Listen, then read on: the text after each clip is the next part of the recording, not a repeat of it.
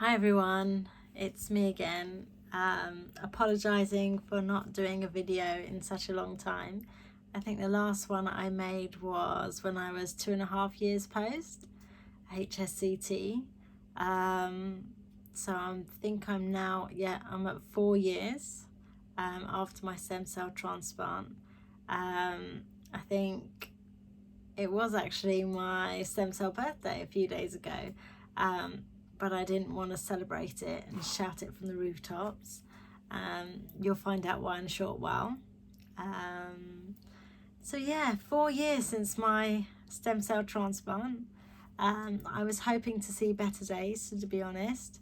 But it is what it is. I knew it might not work. So I can now say 4 years later that I don't think it worked for me.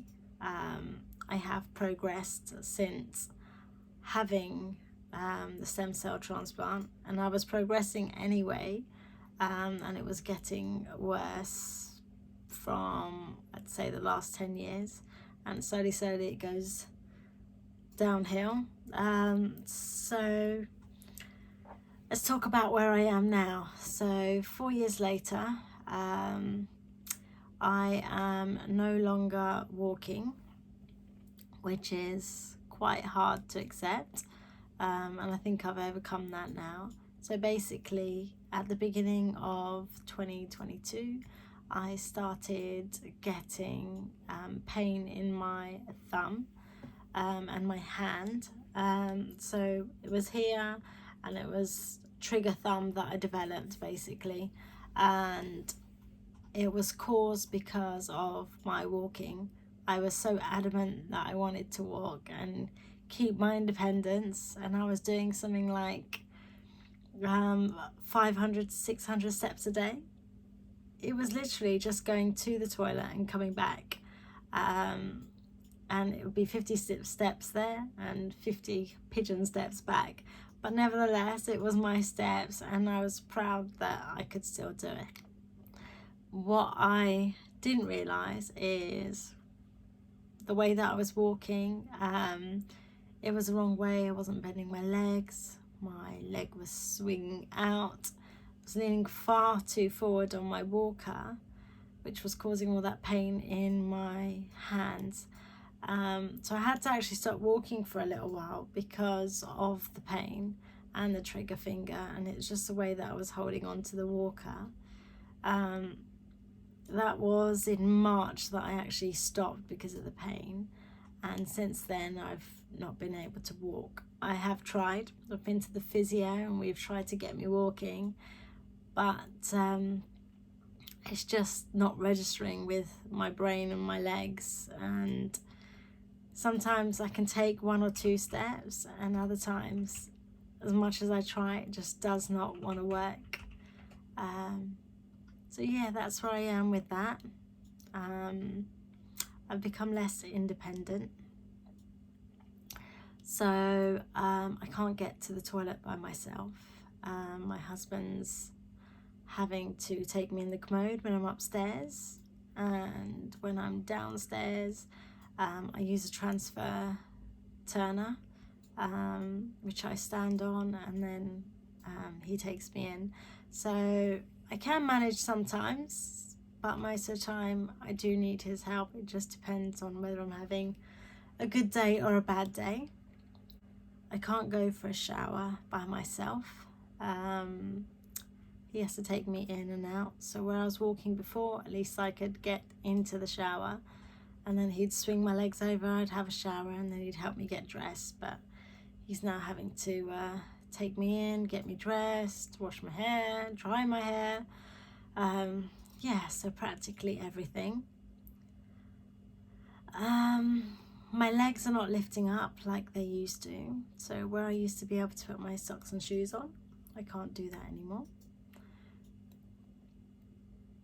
I'm also finding it quite difficult to open my legs, which obviously you can imagine how difficult that is when you go to the toilet.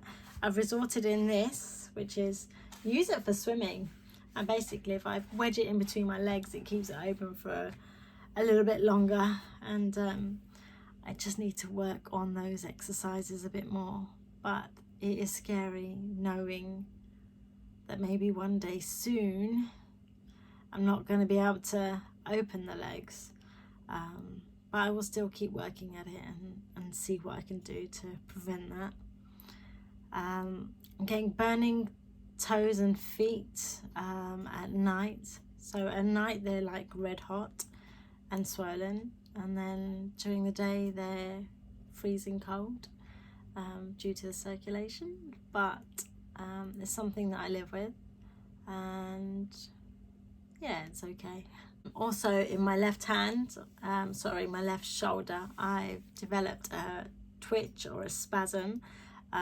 It's been like that for about 3 months, and basically if I hold a pen or try to do something, my hand will start spasming and twitching, which has been really, really annoying. It seems to have subsided, so I'm hoping that it's something that's just comes and goes and it's gone. I don't want to jinx it, so I'm not going to say too much about it. What else? I've been having issues with my left hand. When I get really fatigued, it tends to curl up, and it doesn't want to behave. So I'm trying to do something, and it doesn't really work. I can't do my hair anymore because I can't use the elastic band to tie it up. My arms don't even go up that high anymore. So yeah, I just feel like I've kind of lost some of my independence. I mean, I still manage to wash the clothes, fold the clothes. Sometimes I manage to stand up and wash the dishes. I regularly leave it my job to kind of fill up the dishwasher, and just do as much as I can, really. I have still been doing my physio, so I still do my morning kind of stretches on most days. Not gonna lie, I don't always do it. Also, I've got the physio bike at home, so I try to get on there 3 times a week if I can. And then I've got this kind of standing turner, which I love. It's like an aid that helps me to stand up. It's actually used to take me to the loo, but I like to use it just to stand up and get them glutes going and the knee muscles and all the rest of it. So if I can manage it, I'll manage half an hour, which is fab. Because of this weakness in my right hand, when I'm trying to move in the wheelchair, I'm just finding it extremely difficult. One, because of the fatiguing hands, but also because of obstacles and stuff. When you're trying to wheel on a wheelchair and you're trying to go from wooden floor to carpet, it's really difficult. So I've actually ordered an electric wheelchair. So that's being made at the moment, but I added an extra, which is a riser. So basically it's going to help me to reach cupboards and reach a fridge. So I'm hoping that I might gain a little bit of independence there when it arrives, and it's coming soon. So a lot of people ask me how I manage to remain positive and how I get through all these issues that I have. Firstly, I'll do whatever I need to do to make my life easier. So if I don't make it easy, I'm going to struggle. And if I struggle, I'm going to hate my MS. I'm going to hate my life. And I'm going to be very angry. So having the electric wheelchair and ordering it, it was a big step to make, because I don't want to lose the use of my hands. But it will make my life a lot easier because it will give me a bit more independence. So just small little things, like walking wasn't easy to give up, but it stopped me from, again, being so upset, being angry about not being able to walk. I just kind of accepted it and found other ways of getting about. Okay, so I also try to help my husband with work, hence I'm in his office.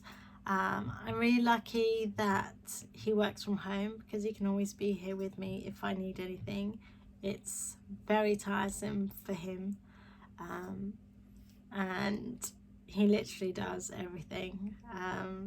Sometimes for me it's easier to ask him than to try and get something because it's very fatiguing and it can get annoying. So yeah, but I'm very lucky to have him.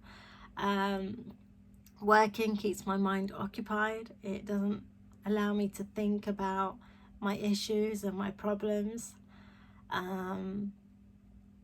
It's just an escape really, and I'm glad I have it. I don't always work.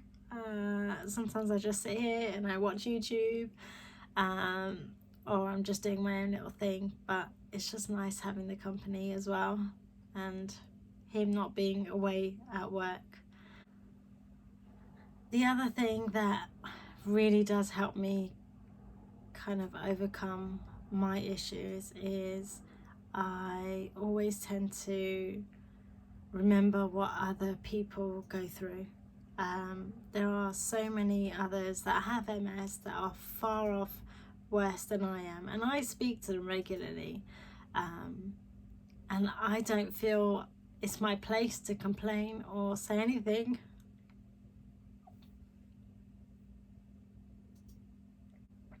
Sorry, I had a moment there. Where was I? Yeah, I shouldn't complain about anything that I have wrong with me.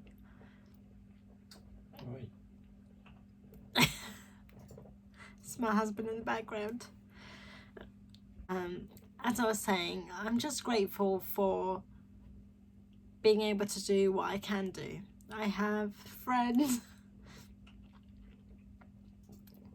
that are far off worse than me, and I speak to them regularly, and it breaks my heart to see what they go through.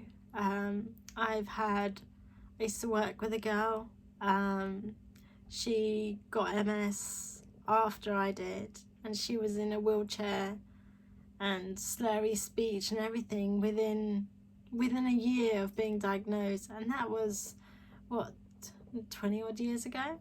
So I'm fortunate. I've led a really good life with my MS, and I don't know what the next few years will be,